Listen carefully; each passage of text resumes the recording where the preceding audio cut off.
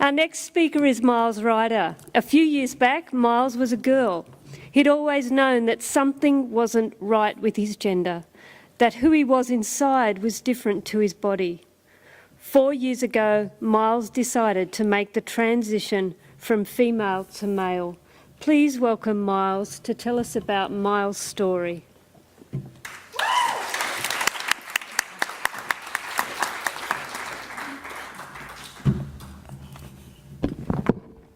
Hey guys, I'm Myles. I just want to say thank you for having me today. I am extremely nervous, so I apologise if I make any mistakes throughout this, and I'm not giving you all the eye contact that you so very much deserve.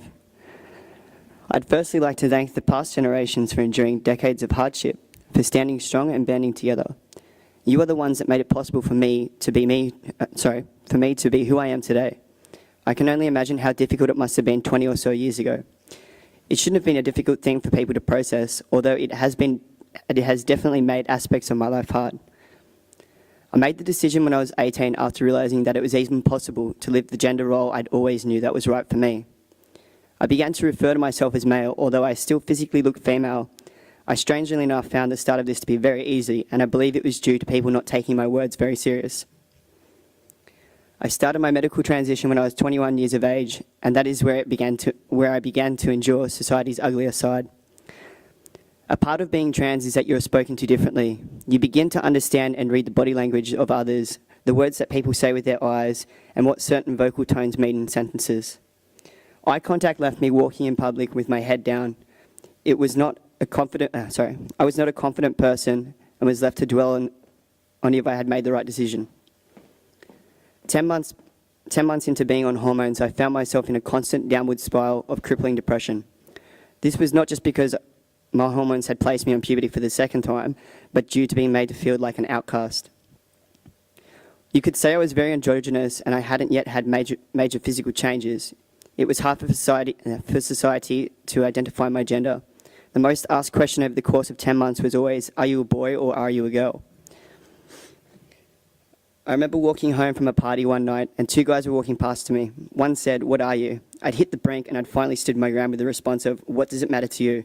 and kept walking away. I then woke up after being knocked out and they tried to find out for themselves what my gender was. At this stage I thought, how can I continue to live a life like this? The 3 months after that were the hardest 3 months I've enjoyed in my life so far. I lost my partner, I smoked marijuana to cope, I began to sell because I couldn't find any other source of income. I also was in serious financial hardship. At this stage I had no relationship with my family because of their inability to adapt to the new me and also past misunderstandings. At this stage I felt very alone and ending my life was a continual thought and what I thought was my only option. My defining moment was when I had an epiphany and enough was enough. I lost my way. I was so vulnerable I could either fix this mess or finish it. I decided to fix it. I made a phone call to my mum and told her everything. That's when we started to rebuild me. We implemented ways in which I needed to get happier by cutting out all negativity from my world. Within 1 month I had got a job back in Sydney CBD where it's your men in business suits and women in cocktail dresses. That's when I realised it must have been a turning point of my physical appearance because I was finally identified by society as a male. I began to excel in my workplace, making new friends and was treated with much respect, which left me comfortable enough to tell my fellow colleagues that I was transgender. The response I received was more than overwhelming. Not one single person was bothered. They embraced me, and that's because they got to know me and not what was in my pants. I felt accepted by society, which in turn changed the way I viewed the world. It changed how I would express myself. It also changed their views on transgender people. I began to educate them. I began to educate them with complete and utter honesty, and the support I gained blew me away. It still blows me away to this date. I knew what I wanted to do with my life. I wanted to help people. I wanted to educate people. I wanted to love humans for all their faults and imperfections. I started my fight for equality, so I made the decision to spend a month in Africa with children who need an education, a home and love.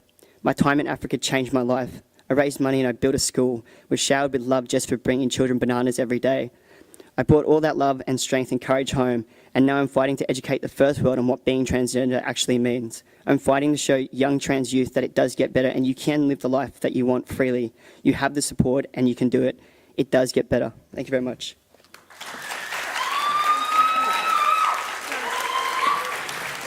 Actually, Myles, I just want you to come back. Myles, I just want you to come back. I'm sorry I didn't look up at all. No, I feel better. I just want to thank you for that. So recently and so important and such an important story. Thank you So very much thank for having you. me. I appreciate it. Okay, you're welcome. Awesome.